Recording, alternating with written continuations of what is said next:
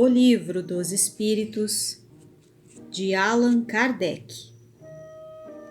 Terceira parte, capítulo 7. Lei da Sociedade. Necessidade da vida social. 766. A vida social faz parte da natureza? Certamente. Deus fez o homem para viver em sociedade. Não lhe deu inutilmente a palavra e todas as outras faculdades necessárias ao relacionamento. 767. O isolamento absoluto é contrário à lei da natureza? Sim, pois os homens buscam, por instinto, o convívio social, e todos devem contribuir para o progresso, ajudando-se mutuamente. 768.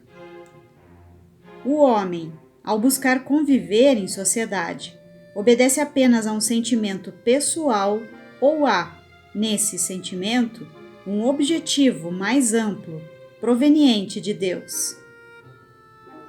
O homem deve progredir, mas não pode fazer isso sozinho, porque não dispõe de todas as faculdades. Eis porque precisa se relacionar com os outros homens. No isolamento, ele embrutece e se enfraquece. Comentário de Kardec. Nenhum homem possui todas as faculdades. Através das relações sociais, eles se completam mutuamente, asseguram o seu bem-estar e progridem. Por terem necessidade uns dos outros, é que os homens foram feitos para viver em sociedade e não isolados. Vida de isolamento, voto de silêncio. 769. Como princípio geral, é compreensível que a vida social faça parte da natureza. Mas como todos os gostos também fazem parte da natureza, por que o gosto pelo isolamento absoluto seria condenável, se nele o homem encontra a sua satisfação? O isolamento absoluto é condenável porque o homem encontra nele a satisfação do egoísta. Também há homens que encontram satisfação em se embriagar. Será que isso merece aprovação? Não pode ser agradável a Deus uma vida em que o homem se condena a não ser útil a ninguém. 770. O que pensar dos homens que vivem em reclusão absoluta para fugir ao contato nocivo do mundo?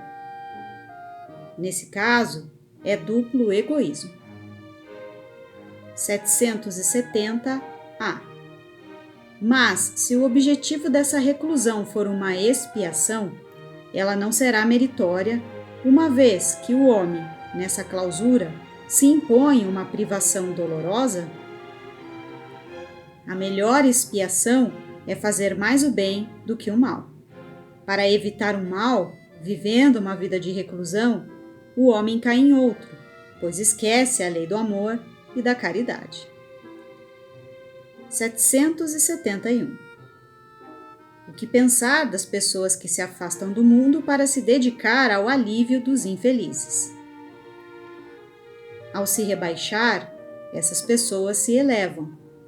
O mérito delas é duplo, pois se colocam acima dos prazeres materiais e ainda fazem o bem, cumprindo a lei do trabalho. 771-A. O que pensar também das pessoas que procuram no retiro a tranquilidade necessária para a realização de certos trabalhos? Esse retiro não é absolutamente o retiro do egoísta. Essas pessoas não se isolam da sociedade, uma vez que trabalham para ela. 772. Como devemos entender o voto de silêncio prescrito por algumas seitas desde a mais remota antiguidade? Perguntem antes se a palavra é um dom natural e por que Deus a concedeu ao homem. Deus condena o abuso e não o uso das faculdades que lhe conferiu.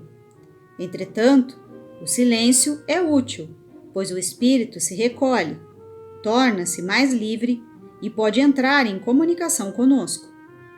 Mas o voto de silêncio é uma tolice.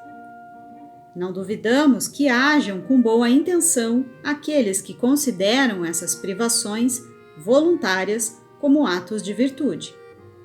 Mas eles se enganam, porque não compreendem suficientemente as verdadeiras leis de Deus. Comentário de Kardec. O voto de silêncio absoluto, do mesmo modo que o voto de isolamento, priva o homem das relações sociais que podem proporcionar a ele as ocasiões de fazer o bem e de cumprir a lei do progresso. Laços de família. 773. Por que razão, entre os animais, os pais e os filhos deixam de se reconhecer assim que os filhos não necessitam mais de cuidados? Isso acontece porque os animais vivem a vida material e não a vida moral. A ternura da mãe pelos filhotes tem origem no instinto de conservação dos seres que ela deu à luz. Quando esses seres podem cuidar de si mesmos, sua tarefa está concluída e a natureza nada mais lhe exige. Por isso, ela os abandona para se ocupar com os recém-chegados. 774. Pelo fato dos animais abandonarem suas crias, há pessoas que entendem que os laços de família são apenas o resultado dos costumes sociais, e não de uma lei da natureza. O que devemos pensar a esse respeito? O homem tem um destino diferente do destino dos animais. Por que, então, querer sempre se assemelhar a eles? No homem, além das necessidades físicas, existe também a necessidade de progredir. Os laços sociais são necessários ao progresso, e os laços de família estreitam os laços sociais. É por isso que os laços de família são uma lei da natureza. Dessa forma, Deus quer que os homens aprendam a se amar como irmãos. Ver pergunta número 205. 775. Qual seria, para a sociedade, o resultado do enfraquecimento dos laços de família? O aumento do egoísmo.